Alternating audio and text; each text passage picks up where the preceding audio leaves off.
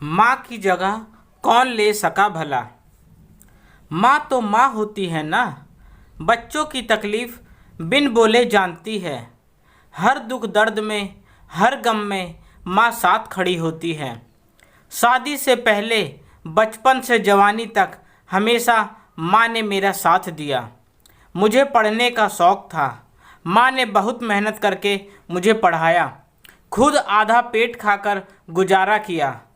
पिताजी के बाद कैसे उन्होंने मुझे और मेरे सपनों को बड़ा किया, ये बस मैं और माँ ही जानते हैं।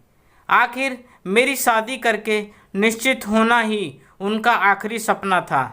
फिर किसी रिश्तेदार के बताए रिश्ते से मेरी माँ ने मेरी शादी तय कर दी और अपना सर्वस्व लगाकर खूब धूम से मेरी शादी कर दी। माँ की चिंता बस इतनी थी कि उनकी बेटी सुखी रहे। सब ठीक ठाक चल रहा था, बस मेरे परिवार में मुझे वो इज्जत ना मिलती जिसकी मैं हकदार थी। मैं सबकी खुशियों के लिए जी जान लगाती, पर सब मेरा बस फ़ायदा ही उठाते। धीरे धीरे मैं बस काम करने वाली बनकर रह गई। सबको ये लगने लगा इसके लिए आवाज़ उठाने वाला है ही कौन, बस माँ है जो खुद बेचारी है। मैं भी अपना दुख अपनी माँ से इसलिए ना कहती कि वो परेशान होंगी, और हम औरतें कर भी क्या सकते हैं। माँ तो माँ है, सब समझती है। जब भी माँ के पास जाती खूब सेवा करती।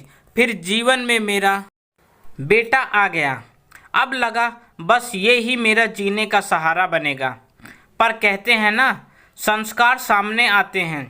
बेटा भी धीरे धीरे पिता को छवि बनता चला गया। जैसे जैसे बेटा बड़ा होता गया, उसका व्यवहार भी मेरे प्रति बाकी लोगों जैसा होता गया। सम्मान की चाहत अंदर अंदर मुझे घेर रही थी। मैं बीमार रहने लगी तो मेरे घर वाले आराम के बहाने मुझे मेरी माँ के पास छोड़ गए कि कुछ दिन यहाँ आराम कर ले। मेरी माँ जो खुद इस उम्र में अकेले सब जिम्मेदारी निभा रही है, आज भी बिना तकलीफ़ मेरी सेवा में जी जान से लगी है। 2-3 महीने में माँ के प्यार ने मुझे बिल्कुल स्वस्थ कर दिया। पर कुछ लोग अब मेरे मन से उतरने लगे। अब समझ आ गया, जब तक आपका शरीर काम का है तब तक आप काम के हैं। किसी को रत्ती भर फर्क नहीं पड़ा आज कि आप 3 महीने से घर नहीं हैं। पर बेटा ज़रूर थोड़ा समझ रहा था माँ की कमी। चलो बीमारी के बहाने ही सही, उसे माँ की कद्र तो हुई। पर अब मैंने सोच लिया था, किसी के स्वार्थ में खुद की बलि नहीं दूंगी। खुद में बदलाव मुझे अच्छा लग रहा था, पर कुछ लोगों को मेरा बदलाव नागवार गुजर रहा था।